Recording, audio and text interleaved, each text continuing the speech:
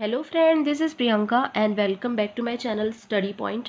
इस आज हम करने वाले हैं भारतीय संविधान के अनुच्छेद से क्वेश्चन, है ना। तो इसमें क्या है, चाहे आप सीजीपीएससी के एग्ज़ाम के पॉइंट ऑफ व्यू से देखो, चाहे छत्तीसगढ़ पुलिस भर्ती परीक्षा जो अभी होने वाला है उससे रिलेटेड करके देखो, चाहे कोई भी एग्ज़ाम जिसमें संविधान से रिलेटेड क्वेश्चंस आते हैं उससे रिलेट करके देखोगे, तो हम वैसे ही एमसीक्यूज आज करने वाले हैं जो कि बहुत इंपॉर्टेंट रखते हैं। आज हम टोटल 20 एमसीक्यू करने वाले हैं जो कि बहुत सारे परीक्षाओं में आते हैं और अधिकतर पूछे जाते हैं। हम उन सवालों को देखेंगे। तो वीडियो को बिना किसी देरी के स्टार्ट करते हैं, और वीडियो को स्टार्ट करने से पहले प्लीज़ वीडियो को शेयर कर देना, ठीक है। तो चलिए बिना किसी देरी के वीडियो स्टार्ट करते हैं। तो पहला क्वेश्चन देखते हैं। भारत के प्रत्येक नागरिक का कर्तव्य होगा प्राकृतिक पर्यावरण का संरक्षण एवं सुधार। क्या बोल रहा है, भारत के प्रत्येक नागरिक का कर्तव्य होगा प्राकृतिक पर्यावरण का संरक्षण एवं सुधार। संविधान के किस अनुच्छेद में संदर्भित है, ठीक है। तो क्या है, भारत के प्रत्येक नागरिक का कर्तव्य होगा प्राकृतिक पर्यावरण का संरक्षण एवं सुधार। यह कथन संविधान के किस अनुच्छेद में संदर्भित है। तो यह जो है एमपीपीएससी प्री में पूछा गया था। इसका जो राइट आंसर क्या होगा जल्दी कमेंट करके बताएं यदि आपको पता होगा तो इसका जो राइट आंसर होगा वो ऑप्शन ए अनुच्छेद 48 होगा। अनुच्छेद 48 ए, है ना। तो प्राकृतिक पर्यावरण का संरक्षण एवं सुधार कौन से अनुच्छेद से रिलेटेड है, अनुच्छेद 48 ए से रिलेटेड है ना। अब नेक्स्ट क्वेश्चन हम देखते हैं।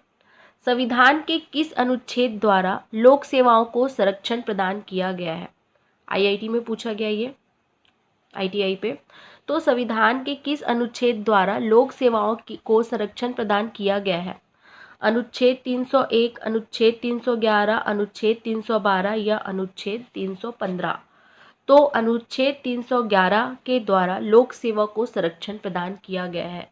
लोक सेवा को संरक्षण प्रदान किया गया है अनुच्छेद 311 के अनुसार, ठीक है। 311 के अनुसार जो है लोक सेवा को संरक्षण प्रदान किया गया है, ठीक है। नेक्स्ट क्वेश्चन हम देखते हैं। केंद्र के प्रशासनिक संबंध भारतीय संविधान के किस अनुच्छेद में वर्णित है। केंद्र राज्य के प्रशासनिक संबंध भारतीय संविधान के किस अनुच्छेद में वर्णित है, ठीक है। तो प्रशासनिक संबंध भारतीय संविधान के किस अनुच्छेद में वर्णित है, एसएससी में पूछा गया है। तो कौन से अनुच्छेद में वर्णित है बताइए जल्दी से कमेंट करके, है ना। तो कौन से अनुच्छेद में आता है ये, आर्टिकल 256 से 263 तक आता है ना। प्रशासनिक संबंध भारतीय संविधान, है ना। प्रशासनिक संबंध किससे आता है, आर्टिकल 256 से 263 पे आता है ये, है ना। ऑप्शन ए इसका राइट आंसर होगा, ठीक है। नेक्स्ट क्वेश्चन हम देखते हैं।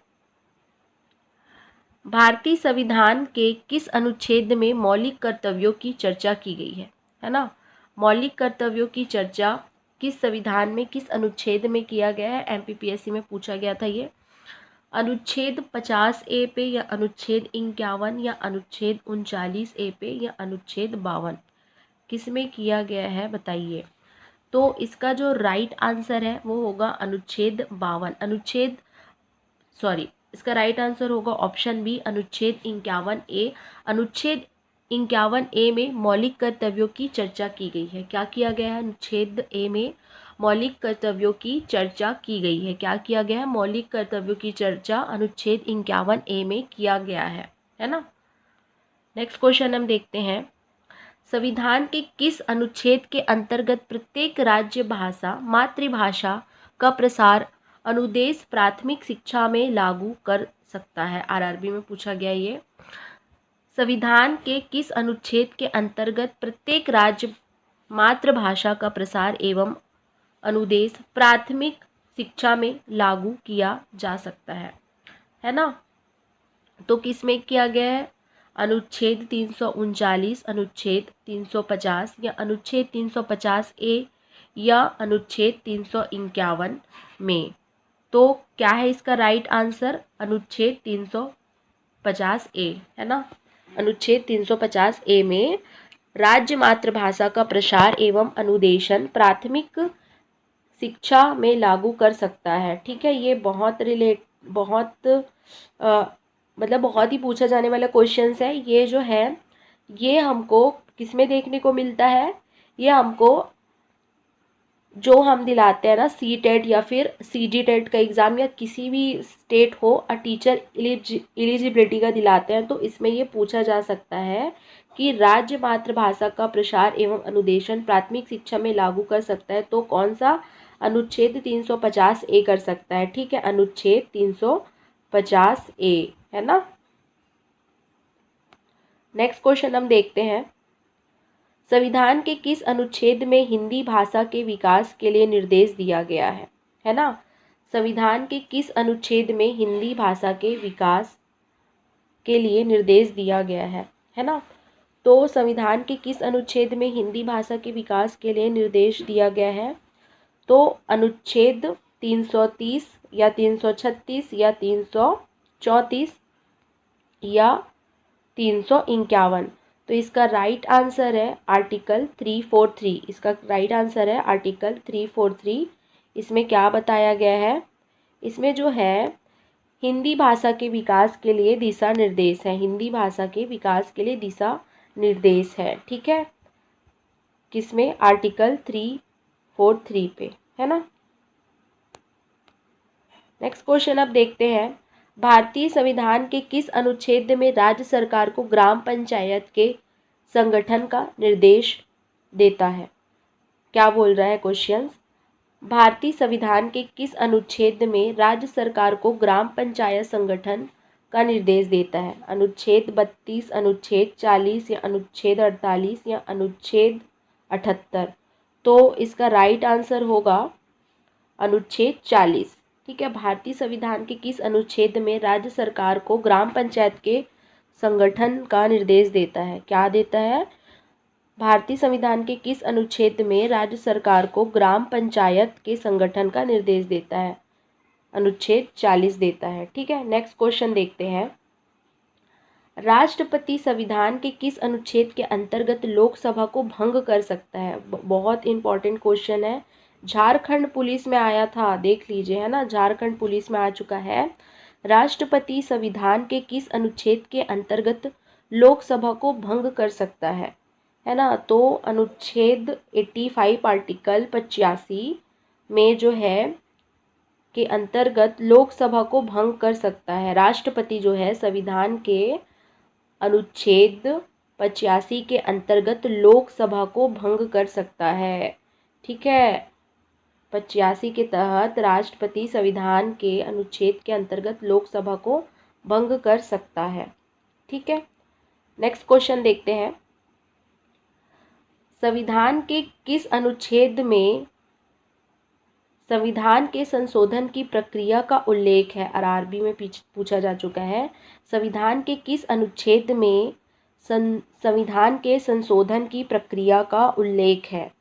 तो बताइए, 352 में या 356 में या 360 में या 355 में?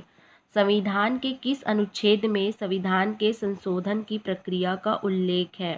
तो इसका राइट आंसर क्या होगा? अनुच्छेद 355, है ना। अनुच्छेद 355 में संशोधन की प्रक्रिया का उल्लेख है। नेक्स्ट क्वेश्चन हम देखते हैं, संविधान के किस अनुच्छेद के अंतर्गत राष्ट्रपति आपातकाल की घोषणा कर सकती है? कांस्टेबल में ये पूछा जा चुका है। ठीक है, किसी कांस्टेबल में संविधान के किस अनुच्छेद के अंतर्गत राष्ट्रपति आपातकाल की घोषणा कर सकता है? ठीक है, तो अनुच्छेद 352, 365, 360 या 361।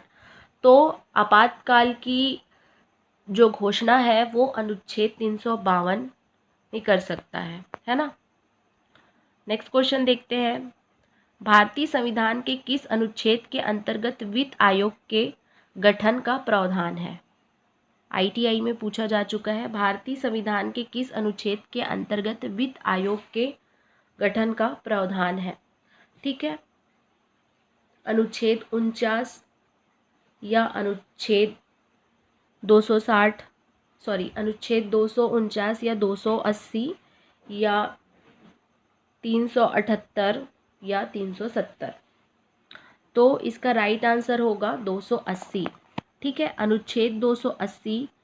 ठीक है, अनुच्छेद 280 भारतीय संविधान के किस अनुच्छेद के अंतर्गत वित्त आयोग के गठन का प्रावधान है?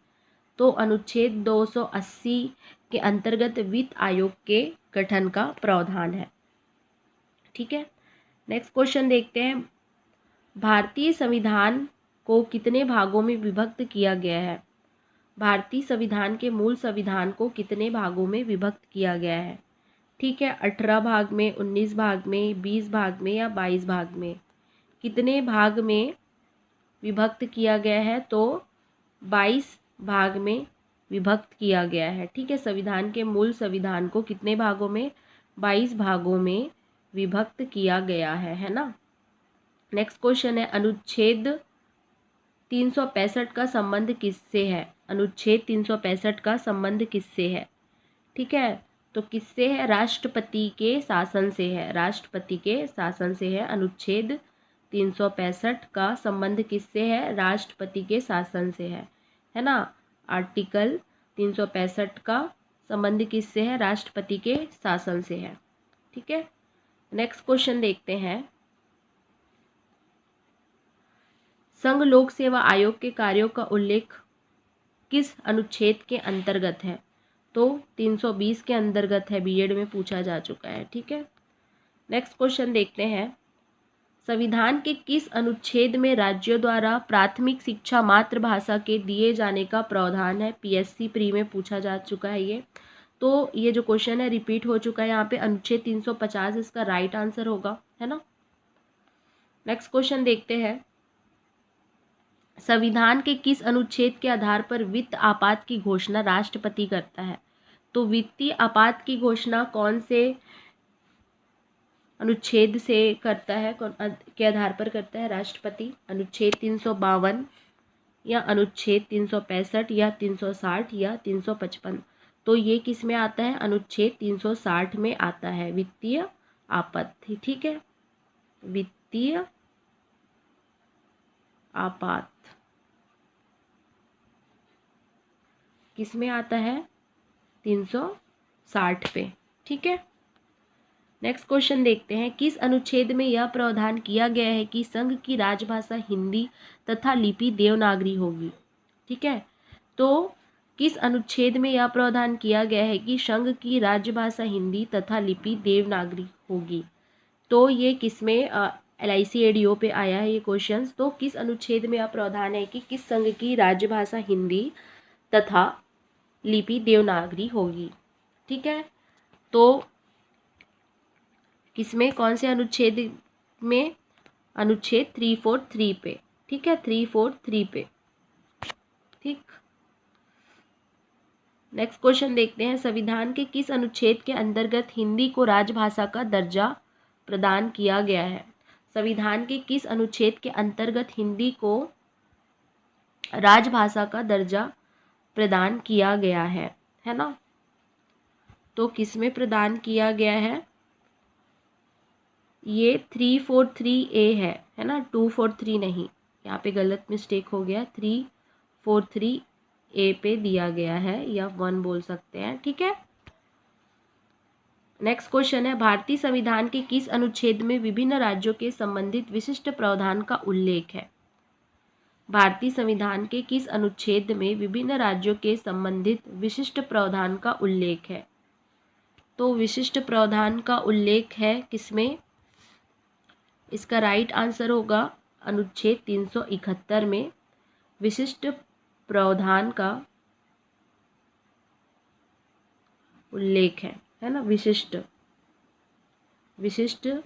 प्रावधान का उल्लेख है। नेक्स्ट क्वेश्चन है और लास्ट क्वेश्चन है।